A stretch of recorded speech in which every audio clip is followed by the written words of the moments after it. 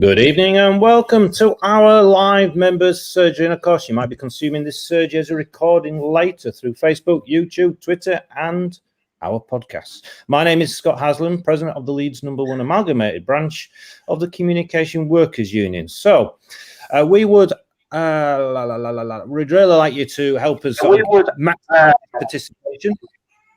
Hello.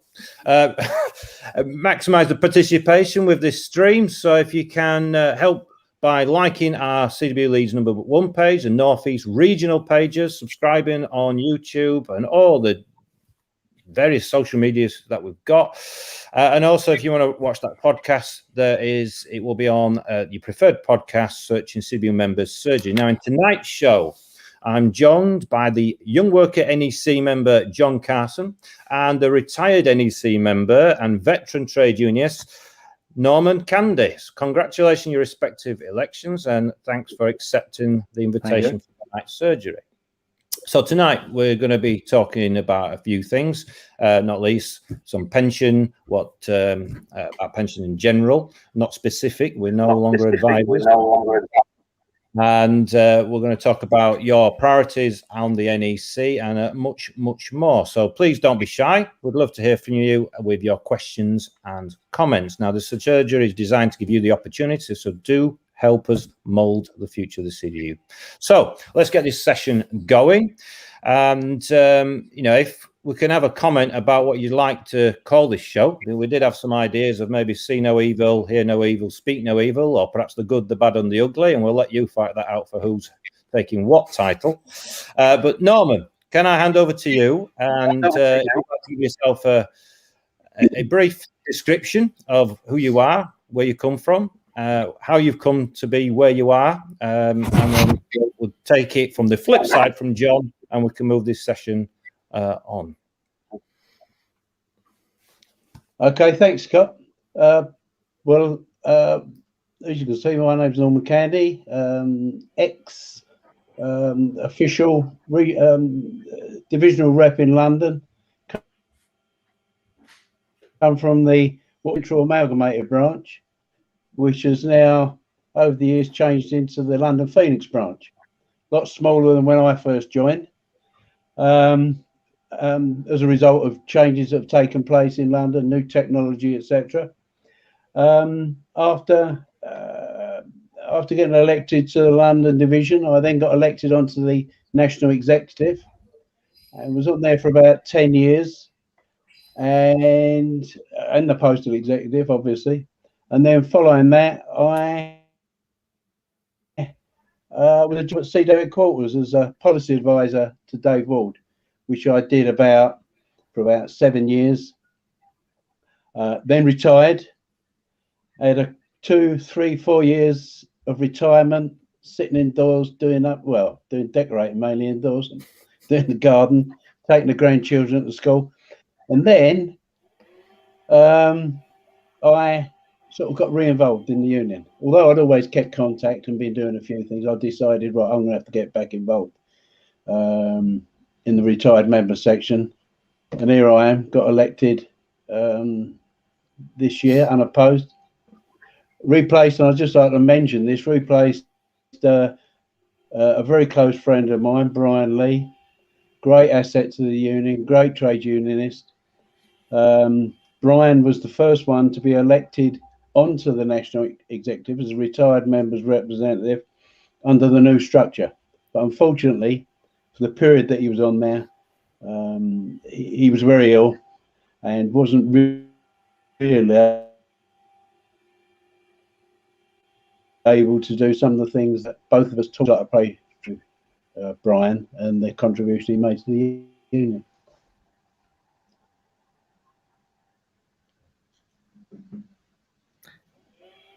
You're on mute there, Scott.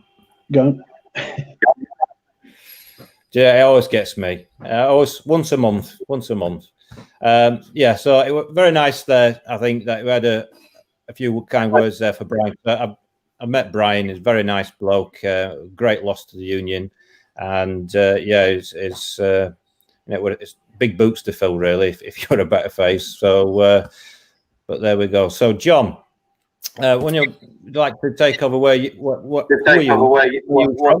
and bring us up to speed. No bother. And firstly, Scott, just let me say that this is a fantastic initiative, and thanks very much for having me on. You're really doing a great service to the union, and I have to say it's a real privilege to be on this with the legend that is Norman Candy. And if everyone is able to aspire to the achievements that Norman has done in the service of the union, then we would be doing all right. So for myself, I'm from the south side of Glasgow. I'm a member of Glasgow and District Amal branch. I joined Royal Mail Delivery in 2016, late part of 2016. Got through my 6-month trial period, to which I was unsure of, I have to say. Got through that. I was initially in the GMB. I'd been in the GMB for a couple of years, and then eventually got the switch over to the CWU. And from that point, just tried to get as involved as much as possible. I became a young workers officer that year. Met Dapper for the first time in 2017, and and it's been an experience ever since. He's been a real fighter for the union, and an unforgettable figure, and he's really done a lot for me and bringing me forward. I've always been very thankful for that. But I'm a delivery postman in Glasgow South East Delivery Office, and I'm the rep for Cambuslang, the unit G72 Cambuslang, and then I've been doing just different roles, a lot of kind of political roles I've been involved in as the regional political officer in 2019, that was. And then obviously now I'm involved in the Young Workers National Committee, and also really privileged to have been elected to the NEC as the Young Workers rep on the postal side. Quite a comprehensive CV. I mean, Norman certainly got probably 40 years to fill his CV up, but yourself sort of how old are you? About 27, I think you said. So within 10 years of college, you've managed to get to where you are. So that's a fantastic achievement, and I think the CWU is very lucky to have you, to be quite frank.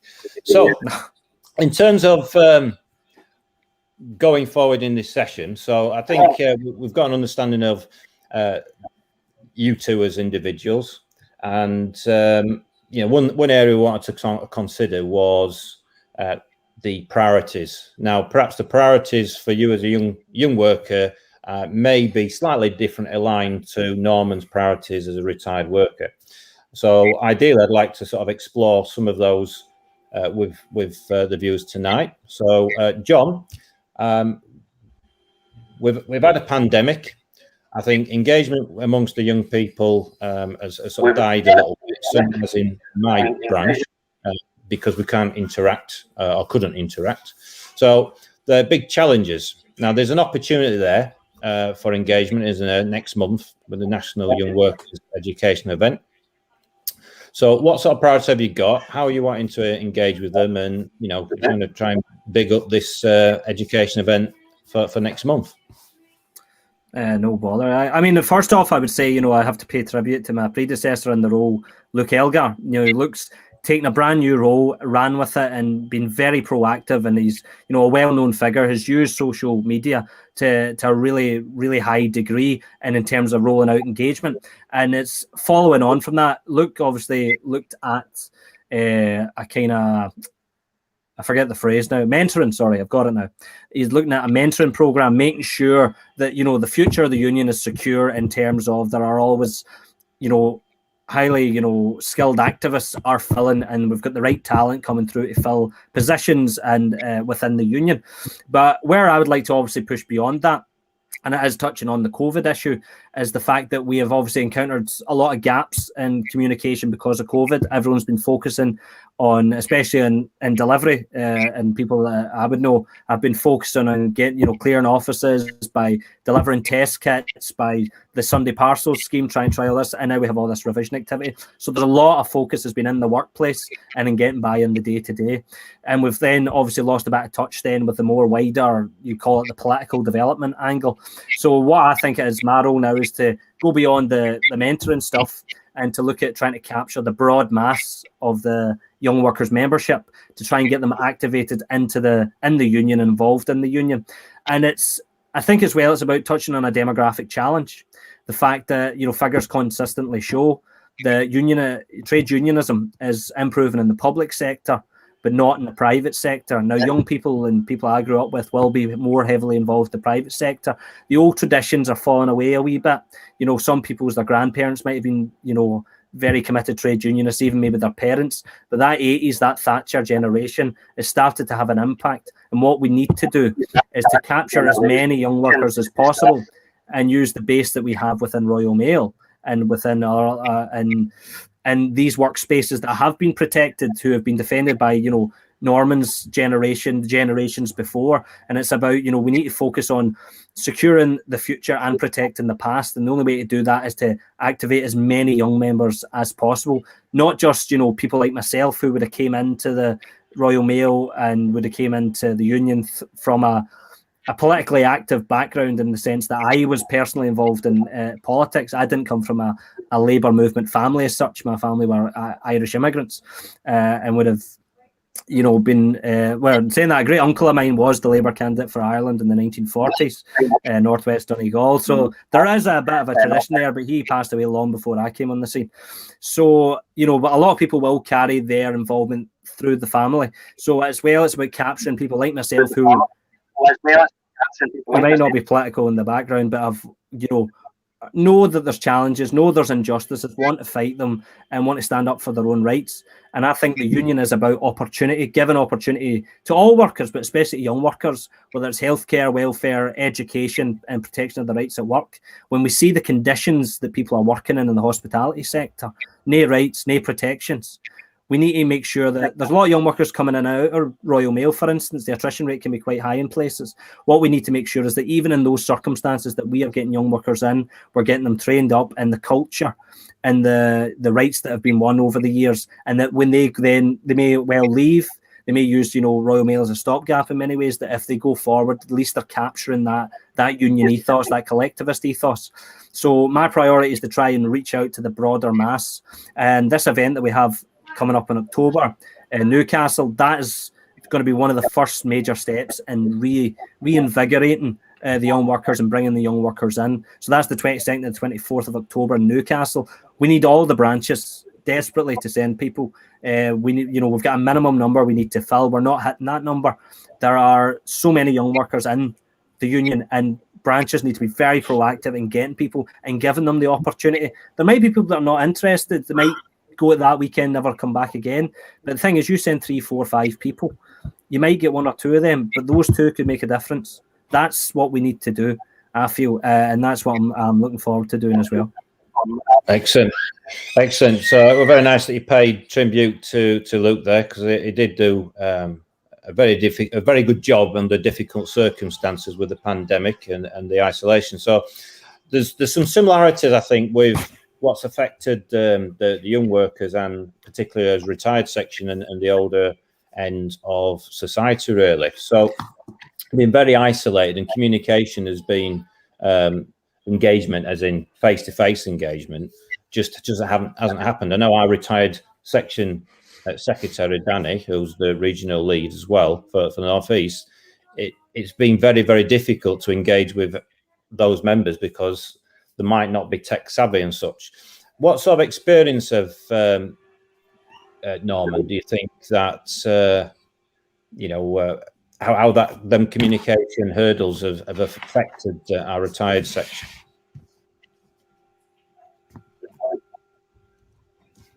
Oh, well, they've been very. It's been very awkward, and one of the key. Can you see me there? I mean, picture off my screen. Yes, we can. Not sure if you're getting me. Yeah, okay. It's okay. When I position on the NEC, I laid out a number of things that I wanted to do, within the first year or so. And it was against that background of what you were just talking about there, Scott. The problems with communications, the problems with people getting together.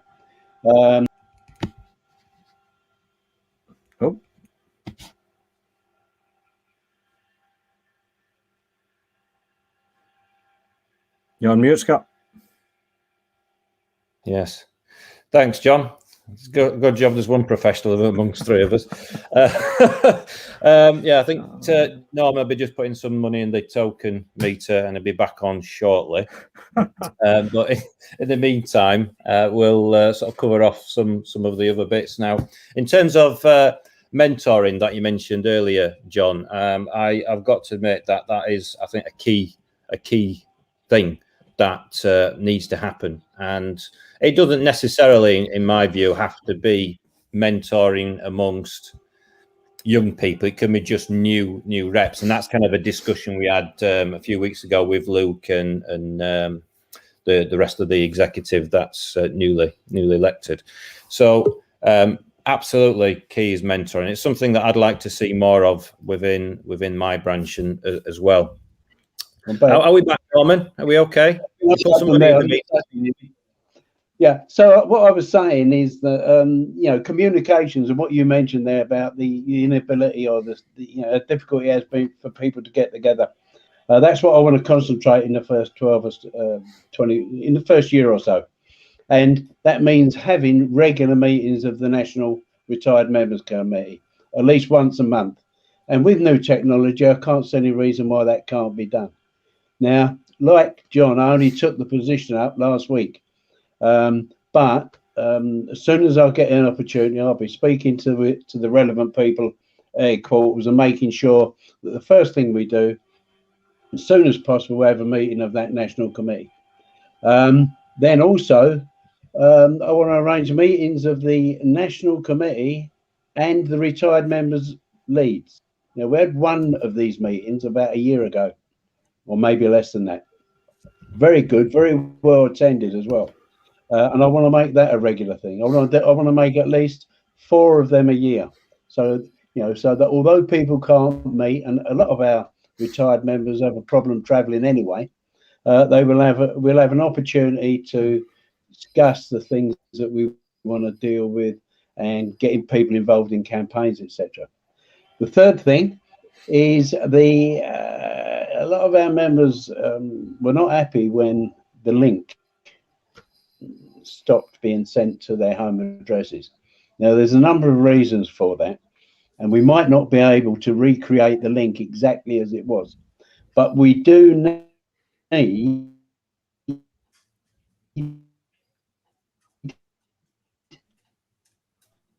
because a lot of our don't have access to technology, computers, laptops, etc. We do need a way of communicating with all of our retired members. And if we can't get the magazine that we used to have, used to be edited by Brian Lee, by the way, then we'll come out with some sort of a newsletter, which maybe we filter through the branches and then ask the branches to distribute to the retired members. But I'm determined that we're going to attempt to deal with that. Another thing is that we've got a membership of about, I think it's about 18,000 retired members at the moment. I like to think of it as the biggest branch in the union. And but we have a problem retaining people who retire as members. We've got a lot of reps who've been members of the union for 30, 40 years. They retire and somehow we miss keeping them as members and activists, retired members activists.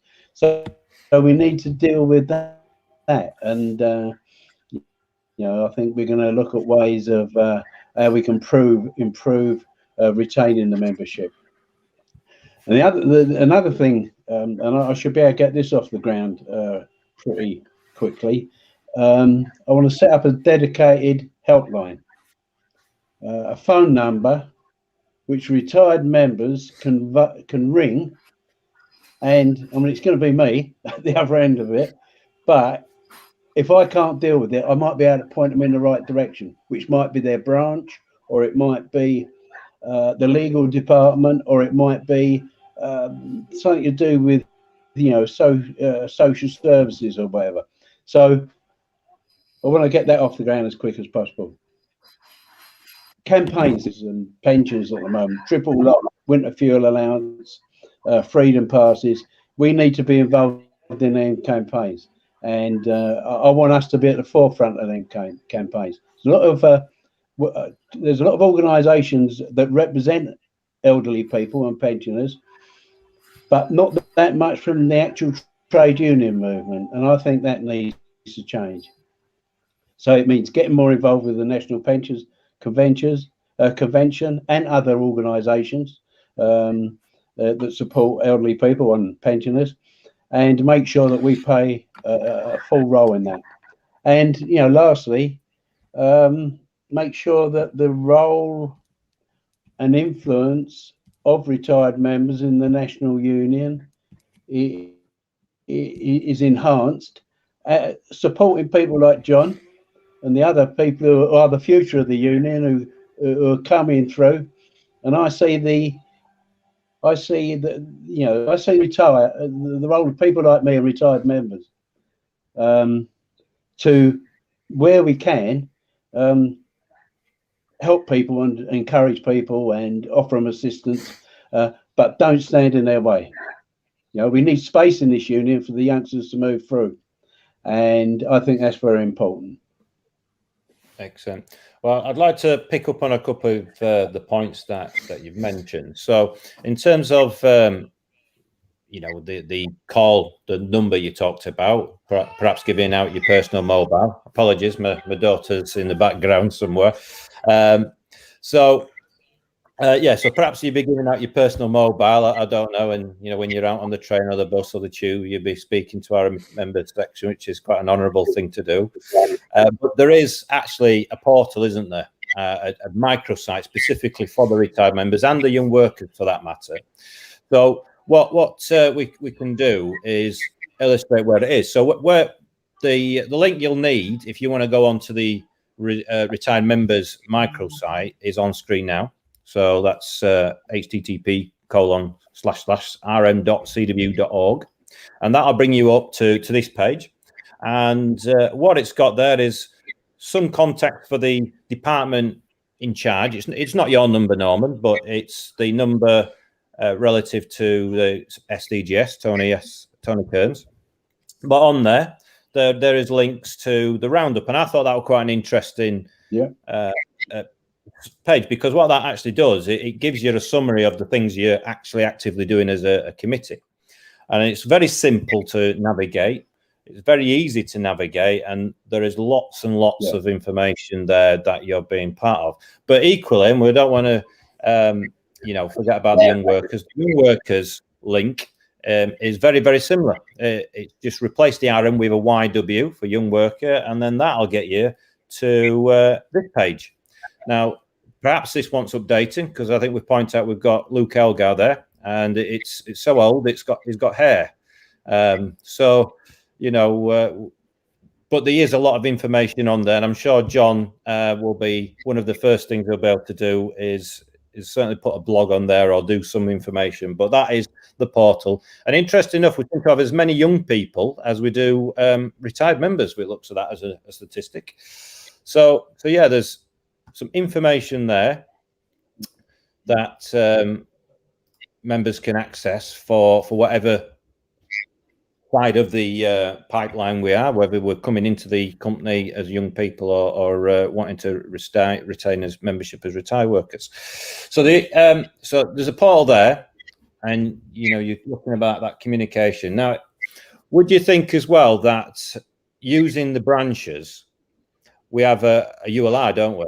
And I think there's some work there that can be done between the retired secretary and the ULR to help bridge that skill level and maybe give our retired members some confidence and skills to be able to access some of the online stuff that we produce, and access to the videos and that Chris and his department does, and some of the documentaries that you've historically done in the past. So there's some good points there. What we were saying before you lost the signal, Norman, was about mentoring, and you kind of touched on it a little bit in your little speak there, and it's something that John's particularly keen on. And I think the two linking up about learning from past events and applying that to the modern day is very vitally important. And if I may, at this point, just give Norman a plug for this, which is his second book, no less. Apparently, all branches should have a copy. If you are wanting a copy, then all you need to do is ask your branch to contact Norman, who will be able to supply them at £5 a book, I believe. And it's a worthy read. And there we go. So that's the book. Although it does say London Postal Workers 2000 to 2003, it's quite a good chronological order of the CWU in Royal Mail more than anything else, isn't it, Norman? So yes, there's a lot of stuff to do with what happened in London, but actually, I mean, I've marked out here, there's some local disputes in there from Liverpool, where there were 3,000 members in Liverpool that went out on unofficial industrial action. That spread to Cardiff and London and Coventry and such. There's one there for Glasgow, so we'll keep an inclusion there for top, middle, and bottom. And there's a good history about who was elected and unelected in the NEC and that. And we even reference our very own in Leeds, Linda Roy, in there. So yeah, it's a very, very good book, a very good history book, and a worthwhile read. So I've ordered, or the branch has ordered rather, 10 books off Norman. So we'll be looking at doing some sort of a mini competition there. So do keep tabs on our social media if you want a free copy of that. Obviously, you will need to be a CWU member, and you obviously need to enter the competition. So I think I've talked too much. So I'd like to hand it over to John, because I've forgotten what accent he's got. There's a funny thing there, because sometimes he gets up and he speaks with a slight Irish twang, don't you, John? And then there's other times you sound a bit more Scottish. I think a story that relates to that is I was doing a reading at I believe it was my grandmother's funeral, and I obviously have a thing for public speaking. And I remember I sat down back in the pew and somebody leaned over and says, "It was a bit too much like Ian Paisley for a funeral, John."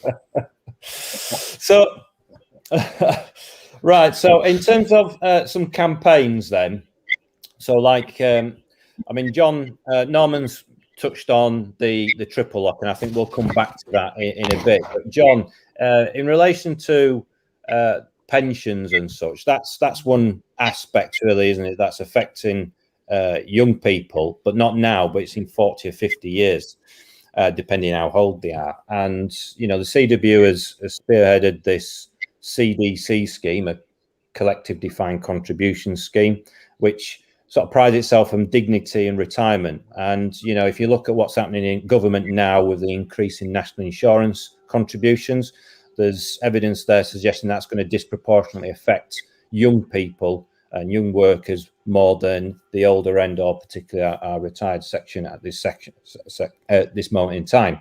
So in terms of campaigns and one thing, what sort of key campaigns are you keen to sort of start moving along as the NEC young worker? Well, immediately I'm obviously trying to find my feet, but on the issue you've touched on there, is incredibly important in terms of the pensions. Young people need to be fully aware that your pension's not something that's way, way, way down the road. And, it might feel like that, but sooner it'll be upon you before it's, and you need to have a secure position. And the work that the union did in that has been exemplary, and pushing that and getting the legislation in. That's been one of the most important aspects about getting it, into the law, getting it, the protections in there, being a model place of employment in terms of the protection of pensions that can then hopefully be extended further than that. And young workers need to be understand, obviously, that affects them so deeply, and they need to protect their pensions going forward. In terms of kind of and again, sorry, I should touch on the national insurance. We'll call it what it is. It's an attack on working people. That is exactly what that is. It's an attack on working people in order to protect millionaire property holders. That's what that's about. Now, I know obviously people may they'll have their arguments and they'll have their debates and all the rest of it, but it's Conservative Party returning to form. We know what side of the wall they're on, and that's been very clear. Now, they like to pretend they might be on top of the red wall, but we know for a fact it's a blue wall that they're really standing behind, and we see that. And we need to go out and we need to make that case and make that argument very strongly to our own workers as well. But in terms of projects that we're working on right now, it's part of the Young Workers National Committee, and on that we're in an education group. And I've seen some of the questions that have appeared on the side here, and really about engaging young people we're trying to open up the educational structure. So you look at the cadet scheme, for instance, we need to make sure there's a good induction process there.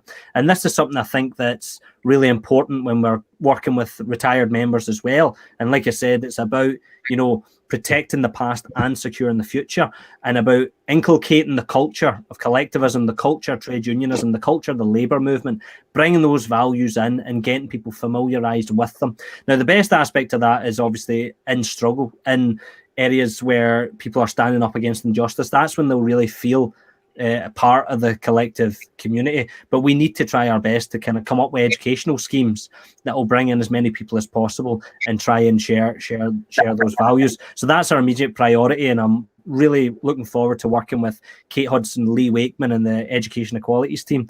The work that they've been doing has been outstanding. I know Kate and have been very strong in support, of course, the anti-racism campaign, and that's central to a lot of the work we've got to do. And I think it's really important that the union's approach is obviously strategic. It's all joined up. The Young Workers retired members are all playing a part in driving ahead with a common agenda. And I think the General Secretary, Dave Ward's been very key and very strong on that, about the new deal for workers. And I think that's what we need to be part of. And when I stood, laid out some priorities: education and training, better workplace culture, mental health support. And we need to tie all that stuff in. So the immediate place that we're starting is with education. I believe firmly that some of the best ways to approach young workers, of course, is to allow young workers to do it themselves, to use the networks that are in place. Unfortunately, COVID has affected our ability to use our networks to their full potential, the regional leads, the branch youth officers. But I think developing programs that young people themselves can lead, I think will be very important, engaging young people. But the other thing as well is just your IR reps and the local reps on the floor, all the work that they're doing, a bit of a quiet word, building a relationship with young workers. I know when I first came in, the union rep that worked alongside me was Brian Lafferty in Rutherglen G73, and Brian was a fantastic help. I think I've tortured him to death, to be quite honest, with a lot of questions on things, because I was only a part-timer. I'd only been in Royal Mail for I think a year and a half when I became the delivery rep in my local office. So there was a lot of support there that came from Brian. But sometimes you've just got to embrace the challenge and go with it, and the support networks are there. So if any reps are concerned about how do they bring young people forward, just have the conversations, the cup of coffee, the how you doing, and then build up that relationship. You won't get everyone, we know that. A lot of young people that are prioritising if they've got young families, or they're trying to save up for housing. They're just trying to get through the day to day. They might not always have the time to dedicate to online meetings or Sunday meetings and all the rest of it. So we need to find, that's a challenge for us, to find the best way to approach young workers and the best way to get them involved in the life of the union. So that's where I'm starting with the education side of things, and I'm working with great colleagues as well in the Young Workers Committee from all over the country. And I think that's really important as well. Myself coming from Scotland, is the fact that all these young workers from across the country, I've met people and I've been to places I never thought I'd ever see, and people I never meet. And I think that's been a real eye-opener and experience of the common struggle we're all involved in, the common priorities we all hold, the common values that we have. And we need to do our best to make sure that goes as far as possible. Because, I think, unfortunately, we've been on the retreat for too long.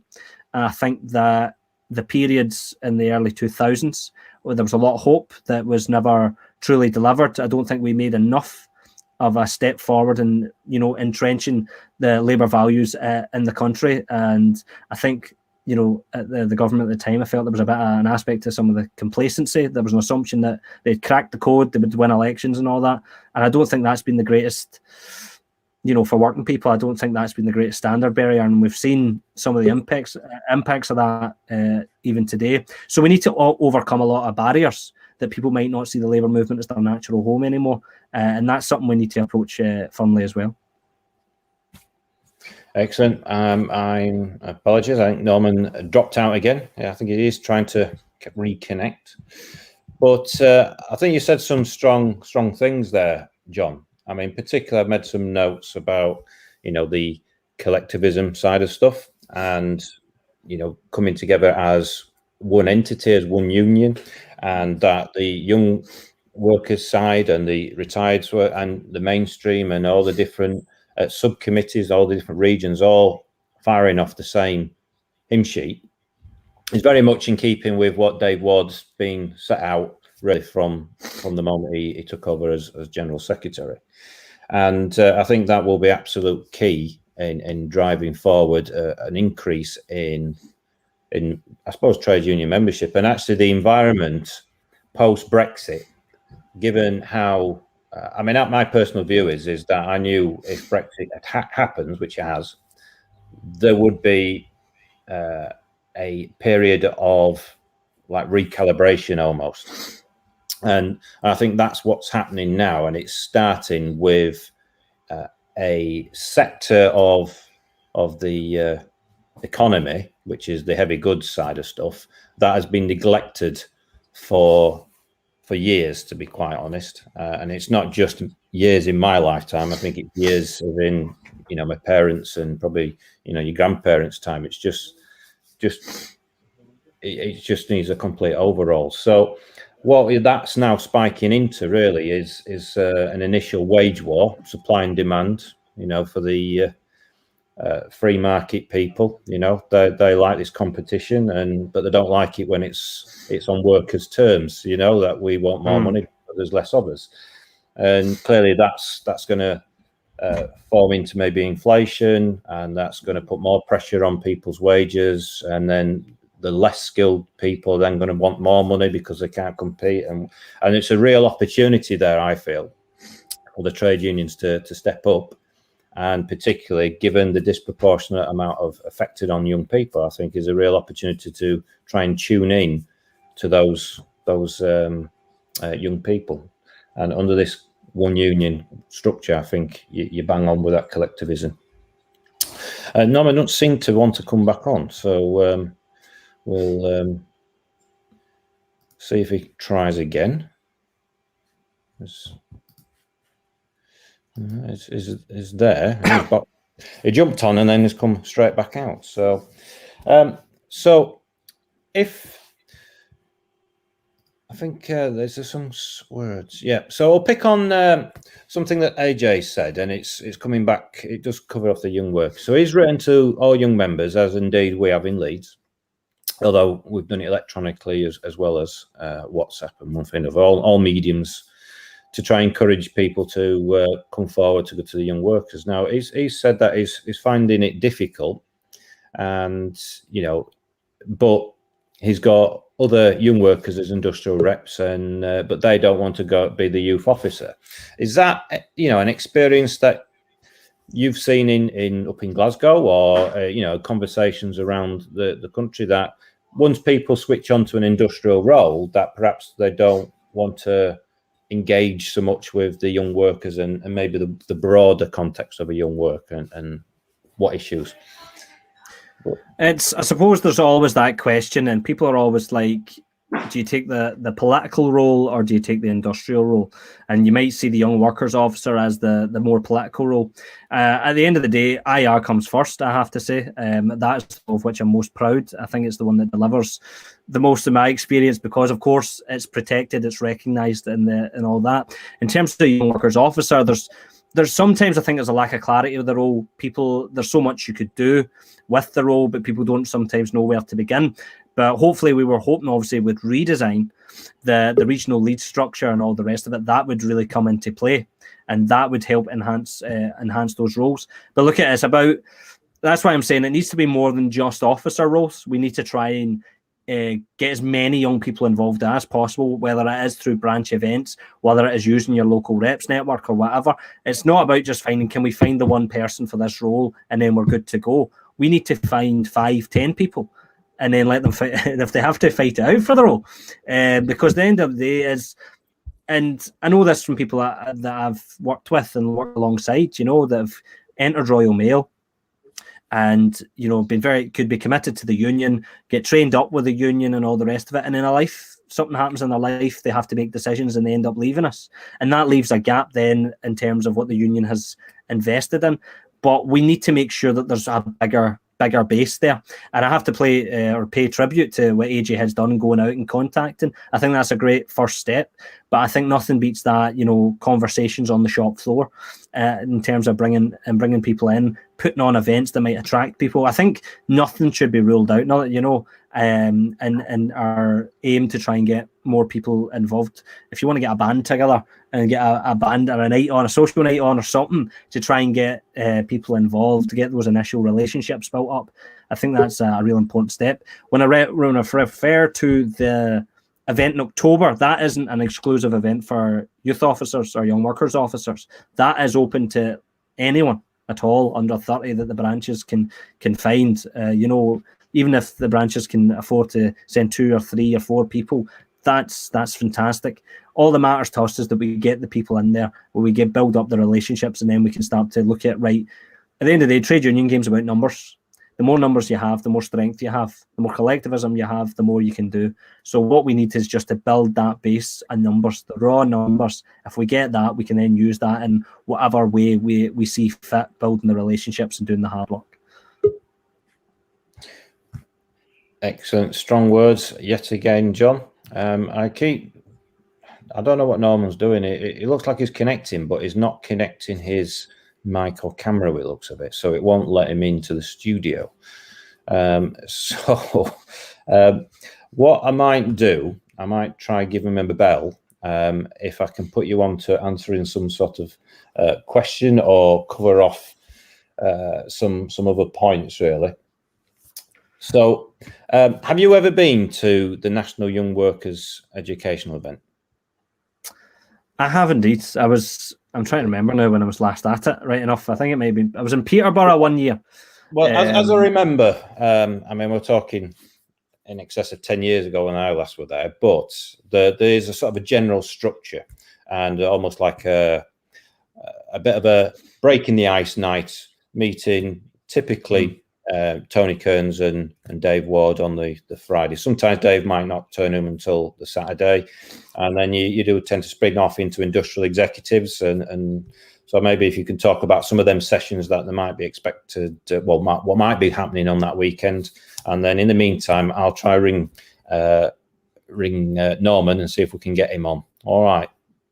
I know, bother, Scott. So, National Young Workers Education's event. Yeah. So last time I was at it, if I can try and remember, it was a case of there was obviously industrial sections and political sessions, and I think that it's a real tribute to the CWU and the CWU's capacity that the leading lights in our union, Terry Pullinger, Dave Ward, and all that, the senior officials are so accessible to young workers and are so engaged with young workers.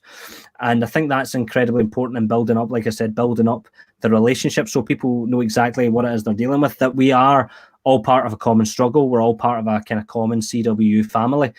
And so those sessions are incredibly, they're incredibly informative. Terry gives us piles of information. Dave sets out the strategy. And I think that opens up for people, like I said, those opportunities where they can then go away and think to themselves, what is it that I want to really, what's my passion in life?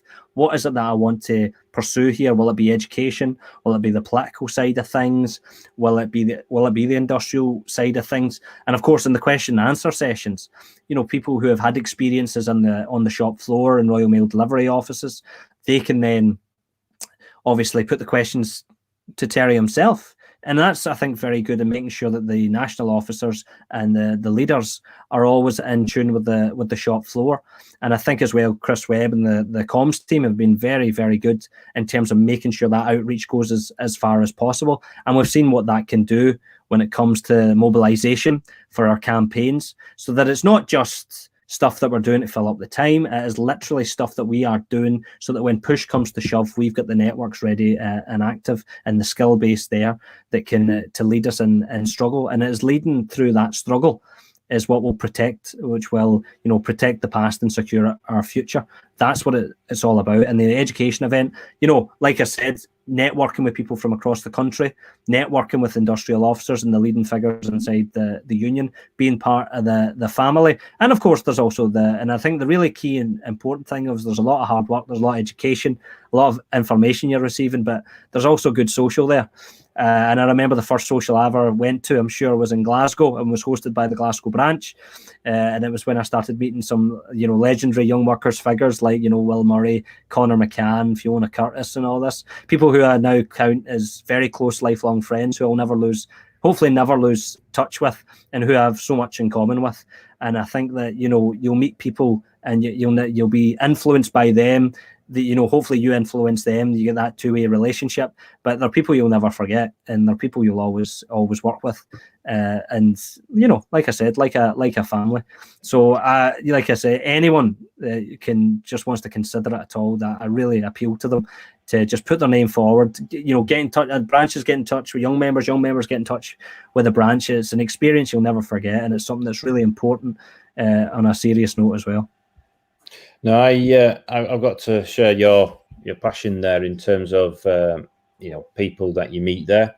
So there's with the last session we had Rob Wotherspoon, and he was someone I met at these events. Now, in terms of lifelong friends or whatever, he lives in Bristol, I live in Leeds, just outside Leeds, and it's not something that we know each other, and you've got someone then to connect with when you meet up in conference. Now, as I remember, and the NYEE, you historically did like a mock conference, didn't you, on a Sunday, to sort of like illustrate what the governing body. Now, it's now my sort of bread and butter, because being a member of the Standing Orders Committee, that's what I would effectively do. And anyway, is help as a committee sort the agenda out for said conference.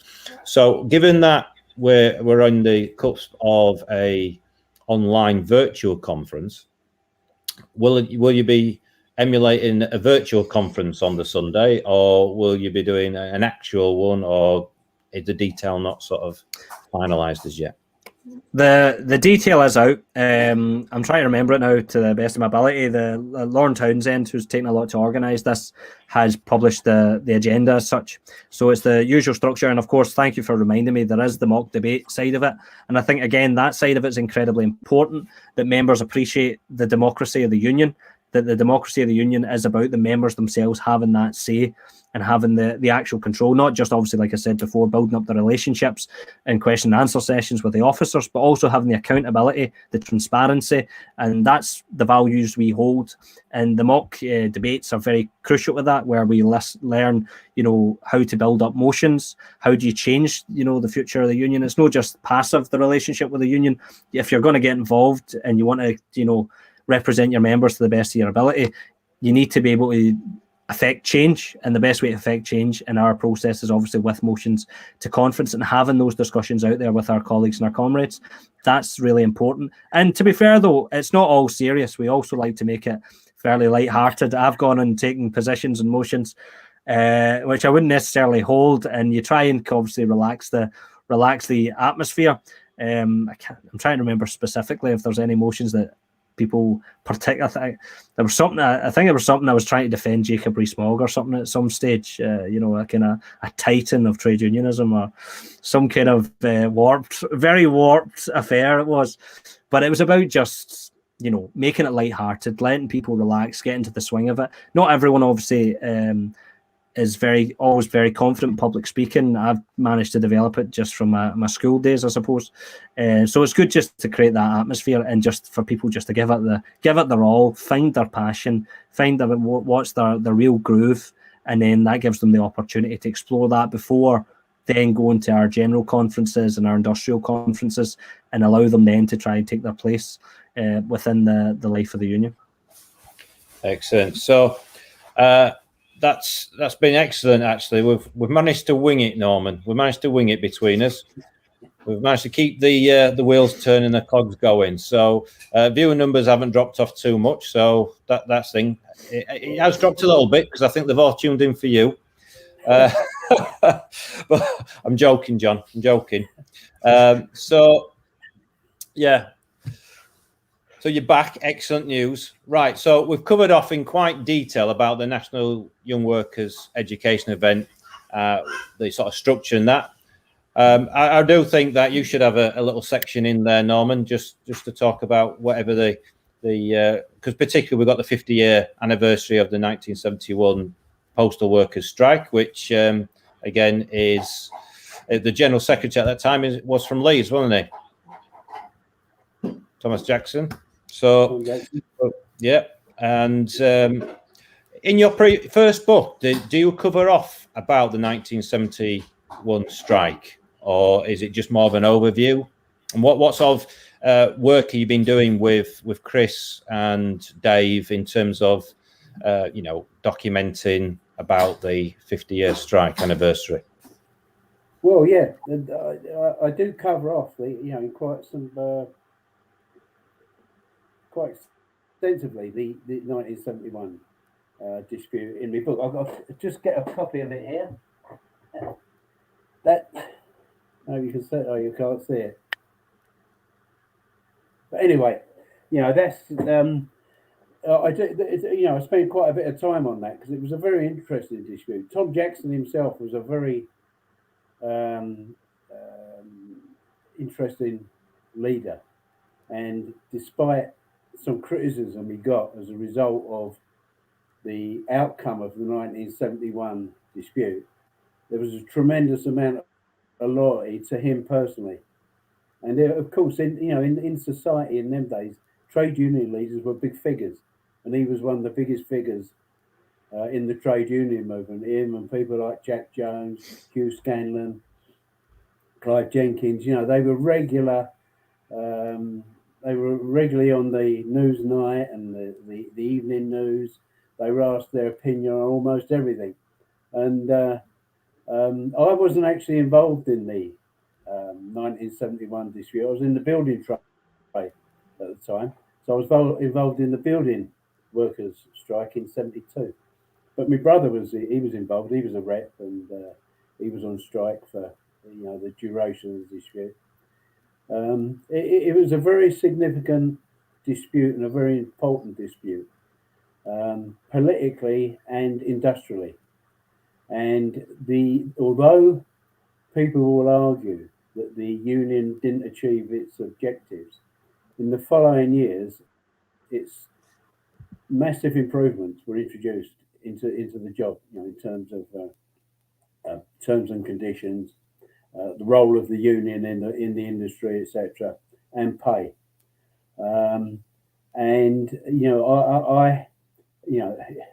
Although there was obviously a lot of disappointment about at the time, everyone who came after 1971 benefited from what them people did, what the union did in those days. So it was well worth it.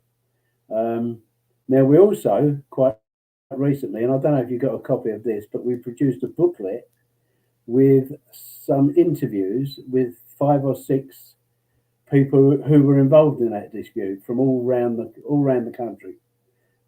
We tried to cover every part of the country, and that's very interesting to read. That these were people who were involved. They were out. They were out for the 8 weeks, and their understanding of what they did and the outcome is very important, and it's well worth the read.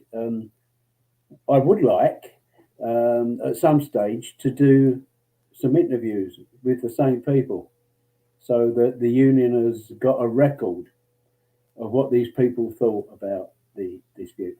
I mean, one of the things that I cover in the book is why the union couldn't continue with the dispute, and it reached a stage where the union was on the verge of going bankrupt. And despite a lot of helpful words from other unions, including the TUC, there wasn't a lot of financial support for the union. In actual fact, when the union went to one of the biggest unions in the country to ask them for a loan, the union actually said, well, yeah, we can give you a loan, but we want the deeds of your headquarters, which it was intolerable for, as far as the UPW was concerned at that moment. So, I think Jackson had no alternative other than to take the action that he did at that time. And he on top of that, not only did he have to do that, but he also managed to make like a negative into a positive, and people did improve. You know, the job it did improve in terms of conditions and pay following that. And you know, I came into the industry in '76, and people were just starting to get over it. It took quite a while for people to get over it, but in '78 we had a big dispute. People rallied around the union, and the union was back on its feet, organising for postal workers again. That's great. What I always like with, particularly when we talk to our retired members, is their storytelling from key points like 1971. It could even have been one of the local disputes where we all talk about. I mean, last time we officially went out in the unit that I work at must have been, I think, when Dave Ward was Deputy General Secretary for Postal in about 10 years ago. So, you know, it were an unbelievable type of. It's like a nostalgia in the way you're out on the line and you've got your logs burning and one thing else. It's an interesting and unique sort of situation. But what I do like and what I like to pick up on, particularly what you said, is about stories, and that is key, because that's how we learn and pass on the information from generation to generation. It's always been there while ever humans have been about. It's about that storytelling to the next generation onwards. And I think we've got an opportunity with technology as it is, like forums like this, where we've got electronic means to record and document those stories. It's going to be very, very powerful to sustain trade unionism, I think, forevermore as a potential, and really what can be achieved if we come together. And that's key from what John's been saying today about collectivism coming together. And again, historically, we've won what we've got now based on that collectivism historically. And there where the two now join. And, you know, I did try doing some of the local stuff. You know, we had one of the local delivery offices in Leeds, Holbeck delivery office, and the rep was quite proactive in the campaign to save it, and we managed to save it. So I managed to document what he did, how they did it, all in a video on YouTube, which is there now forevermore, and that's branded as a story. So I'm quite looking forward to what that you're going to be doing, Norman, actually, definitely. So I'd like to pick on one question that John Woodhouse, our regional secretary from the North East, have said, and I think it's not just fit and proper for Norman, but I'd like to put it to you as well, John, because I'd like to get a double-ended answer to this. And what he asks is, could you pass on one piece of advice to any rep? What would it be, Norman? And then would you accept that bit of advice, John? And, you know, would you want to put it as reframe it? So, Norman, what bit of advice would you be able to give? Good. Yes, it's pretty basic. Never lose your connection to your base, where you come from. Excellent. That's very powerful. The people, you know, the people that you work with, never lose that connection. And the people I know in the movement, trade union movement, this union and other unions, who have been effective for most of their trade union life, are the ones that are still connected to their roots. John, how can you follow that? Can you actually reframe that, or is that vital? Well, I mean, important advice. It wouldn't be. It's not wise to question your elders, I have to say. You know, no. But what I would say, I agree 100% with Norman says there. At the end of the day, the members are the union. The union is nothing without its members, and at the end of the day, we represent them whenever we're involved in industrial, not disputes, but the day-to-day work that we engage in. We represent the members. We're not there just to go out on our own taking things. You can always give leadership where necessary, but you've always got to have that relationship with the base, and that's really healthy. I suppose the only other thing I would say as well, in addition to what Norman has said, is obviously to keep the relationship with other reps. I know that, you know, my life has been made so much easier by just having a good relationship with the reps around me, with my branch officers, from people in different branches who are facing maybe similar circumstances and all the rest of it. That network is really brilliant, and being able to tap into the wide range of knowledge and experience across the union, and obviously as well with our retired members, hopefully playing an active role in that as well. I think that's crucial. So I think always keeping in touch with your base, but also then making sure you've got a good relationship with your comrades across the country. That's how I think we bring things together from UREPs, and just give it a go. Just go for it, and have confidence. There's always that power imbalance. They always try to throw that power imbalance back at us. At the end of the day, we represent the members. They don't get their profits unless we work on the ground, and we have to remember that. And that's what we need to defend, protect.